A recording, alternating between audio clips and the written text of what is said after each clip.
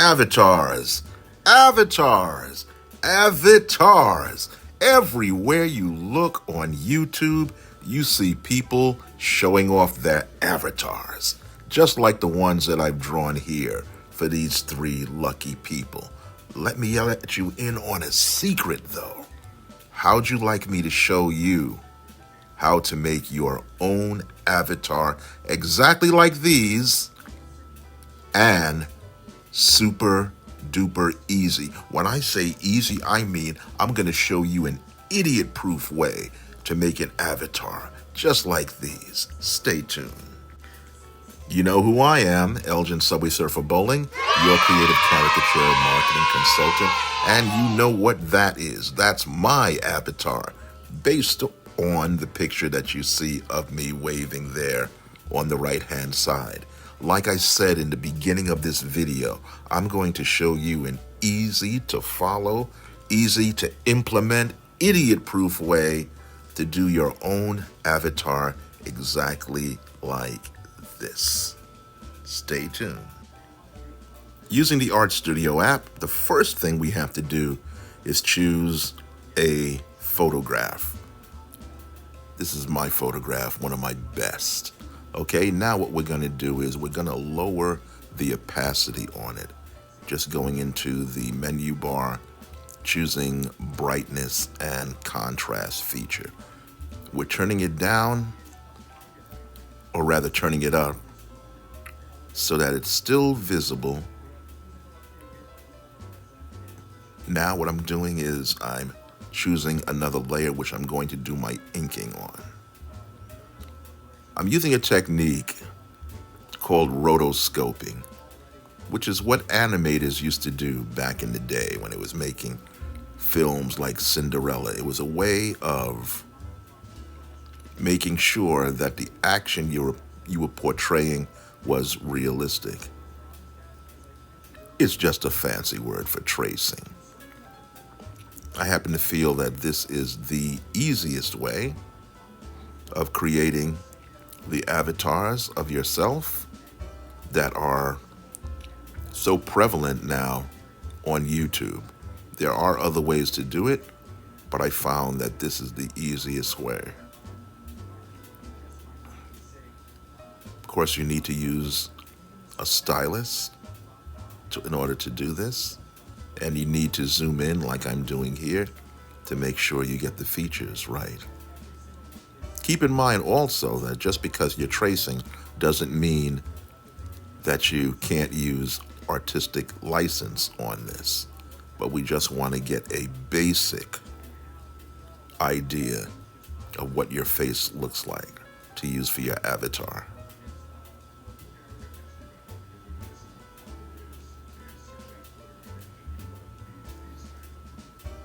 Now, I have the advantage also of actually knowing how to draw.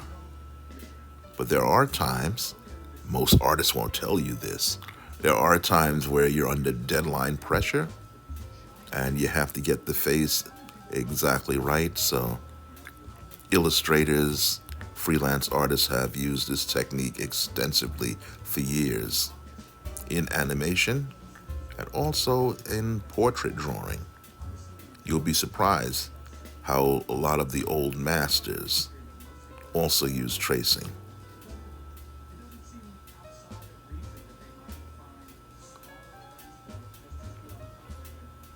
When we're doing things online, we want to make things easy and not hard. That's why we're using this program, ARTSTUDIO. I highly recommend it. It's a free program. There is a paid version, but it's not really necessary for the type of work that we generally do with caricature. You can also use any particular app that allows you to lower the picture's opacity so that you can trace it on another layer. Procreate does this, Photoshop does this. I just happen to like ARTSTUDIO the best. Okay. I think we're satisfied with the tracing. And so now what I'm doing, I'm going to the original photo, taking my eraser tool and erasing it. so that we're left with the outline that we're going to digitally color shortly.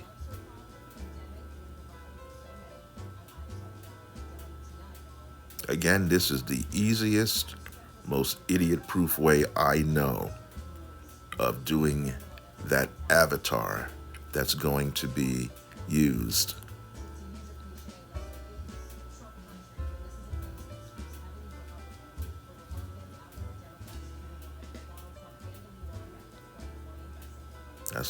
That looks good. Okay, now we're going to start with the coloring. What I've done also is I've opened another layer, pressed multiply so I can see the lines underneath but not cover them up when I apply the digital paint. And that's what you should be doing also. Again, you don't have to do a literal likeness. You can take liberties, like if I wanted to make the skin blue or green or something like that, I can do that at this stage as long as the face is right. But it's up to you what you want to do with your particular avatar.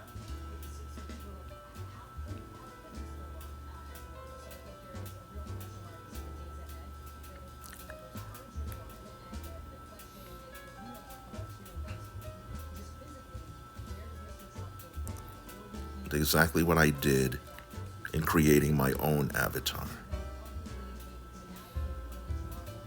Okay, we're still doing the coloring process.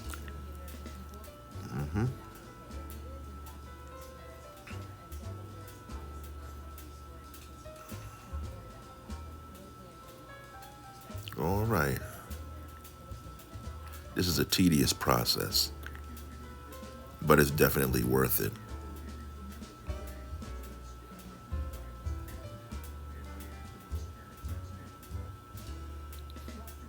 Making sure we got all of this colored.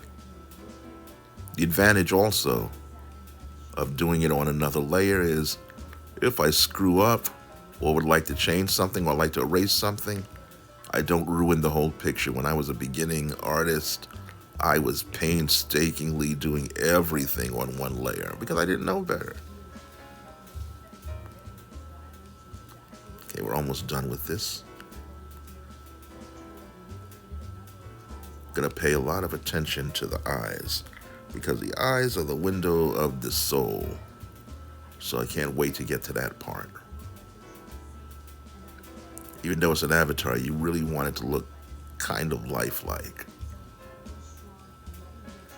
This method works regardless of your artistic ability, which is what I like about it. All of us know how to trace. In fact, that's pretty much how we learn how to write. I forgot to save, so made sure I saved it. I've had many a heartbreaking moment by forgetting to save. Okay, now I'm gonna zero in on the eye.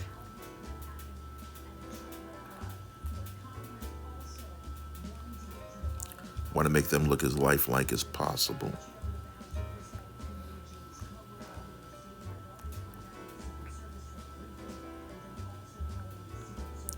There's the iris. Wonder why it's called an iris and not a Jennifer or a Jane. Once dated a girl named Iris. She was a lot of trouble, but I digress. Okay, we're gonna draw the highlights around the iris. That's one of the things that makes a picture look lifelike. Like the eyes are really looking at you.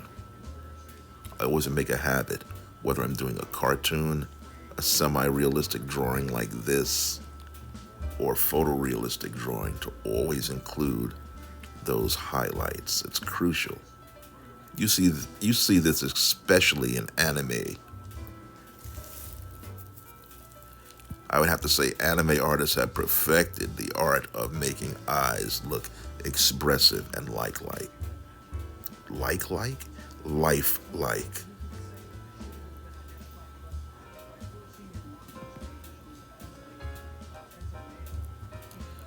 Always have trouble with the lips, deciding on a color.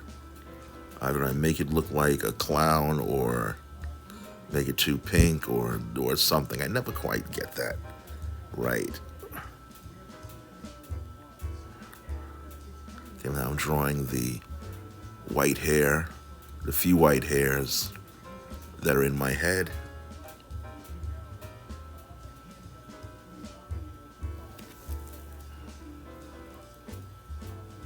In the eyebrows.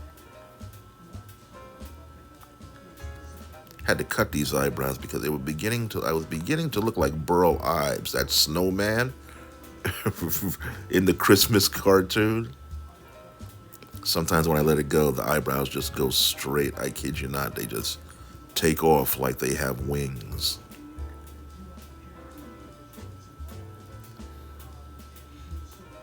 When I took this picture years ago, I had black hair and a lot more of it. So we want to be accurate on this.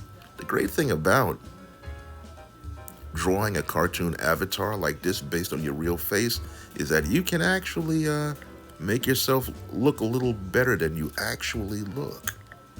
I mean, why would you want to have an ugly avatar?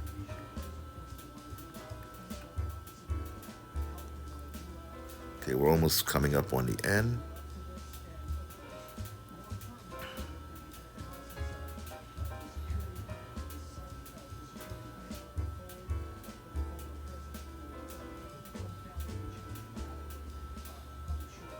Looks good. Kind of at a loss for words. It's kind of self-explanatory what's happening here. Don't quite remember why I'm stalling on the film here. Okay, now we're back with the coloring.